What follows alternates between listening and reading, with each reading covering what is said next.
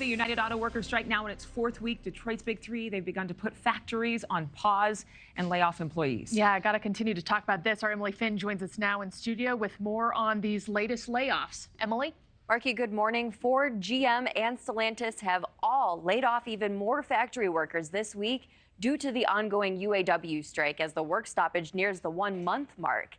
Now, a total of almost 5,000 non-union workers have lost their jobs since the strike began, and the Big Three have not indicated any plans to rehire them if the automakers are able to reach an agreement with the union soon.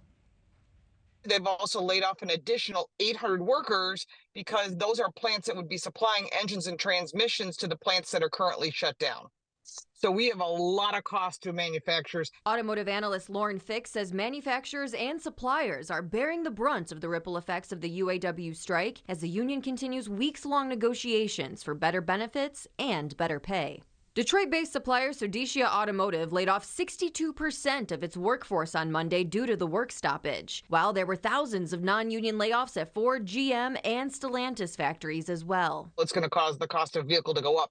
They say it won't, but we all know someone's going to be paying that price, and it's going to be the buyer. An additional 4,000 union workers at Mack Trucks also joined in on the picket lines this week after voting down a new contract agreement. With those workers added, the total number of UAW members has surpassed 30,000 across 22 states. However, progress has been made with the Big Three to meet the union's long list of demands. Fix says the UAW's push for a 32-hour work week is now off the table, but the plan to shift to building electric vehicles is a sticking point. Electric vehicles, if we were to go 100%, would be 40% less members or workers from the UAW. They would become more robotic. A lot of things would still be made overseas. But the UAW representative at Chicago's Ford plant, Michael Marzillo, says while tentative agreements with any of the Big Three are a good sign, union members are still on strike until the contracts are officially authorized, and some workers are already struggling financially from the work stoppage. Even if with the tentative agreement and the voting, you're still on strike until it passes. We haven't gotten our strike pay yet. And that's not coming for a couple of weeks.